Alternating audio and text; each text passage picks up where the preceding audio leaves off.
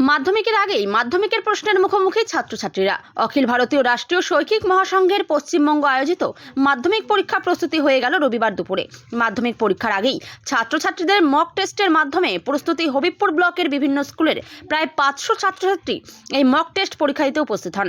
অখিল ভারতীয় রাষ্ট্রীয় শৈক্ষিক মহাসংঘের তরফে উজ্জ্বল কুমার তালুকদার জানান, গোটা রাজ্যে প্রায় 15টি জেলায় প্রায় 8 থেকে 10,000 ছাত্রছাত্রী এই পরীক্ষা দিচ্ছে। এর মাধ্যমিক পরীক্ষায় কতটা প্রস্তুতি নিয়েছে ছাত্রছাত্রীরা তা নিয়ে মক টেস্ট পরীক্ষার মাধ্যমে করা হলো। মালদা জেলার হবিবপুর ব্লকের আইহো উচ্চ বিদ্যালয় সহ 5টি জায়গায় এই পরীক্ষা হচ্ছে।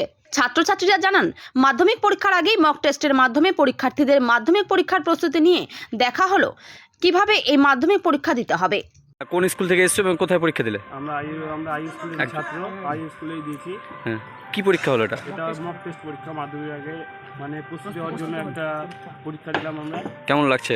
ভালো লাগছে। পরীক্ষা ভালো হয়েছে? হ্যাঁ। তোমার নাম? ঋত্বিক দাস। কোন ক্লাসে পড়ো? 10। পরীক্ষা হচ্ছে, কি বিষয় পরীক্ষা হচ্ছে, কারা করছে এটা?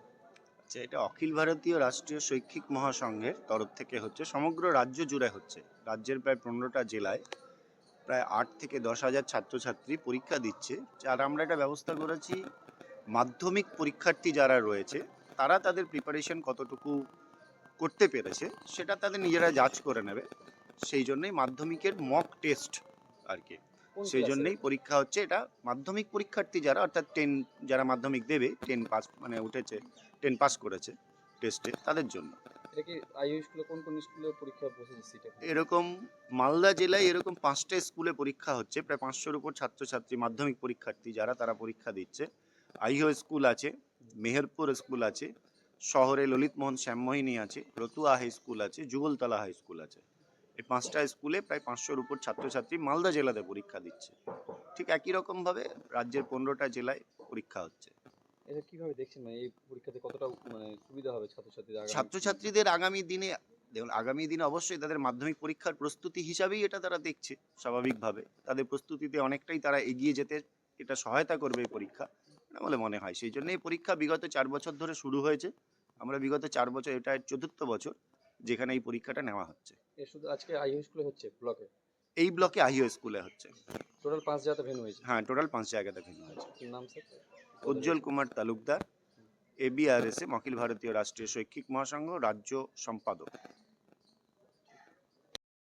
ক্ষতিকারক প্লাস্টিকের ক্যারিব্যাগ বর্জনের নির্দেশ দিয়েছে সরকার। চারিদিকে চলছে সচেতনতামূলক প্রচার কর্মসূচি।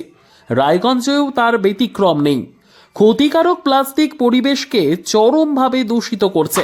এর থেকে নিস্তার চাই। তাহলে উপায় কি? চিন্তা নেই, রায়গঞ্জে চলে এসেছে বিকল্প ব্যবস্থা। সবার জন্য সুখবর। পশ্চিমবঙ্গ সরকারের অনুমোদনে আগামী সপ্তাহ থেকেই শহরে তৈরি হতে চলেছে পরিবেশ বান্ধব দূষণমুক্ত বিভিন্ন ধরনের বায়ো ক্যারিব্যাগ, যা অবশ্যই পচনশীল। একেবারে সুলভে পেয়ে যাবেন আপনারা।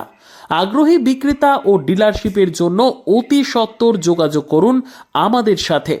আমাদের ঠিকানা ইকো ক্যারি ইন্ডাস্ট্রিজ, জেলখানা মোড়, রায়গঞ্জ, উত্তর দিনাজপুর।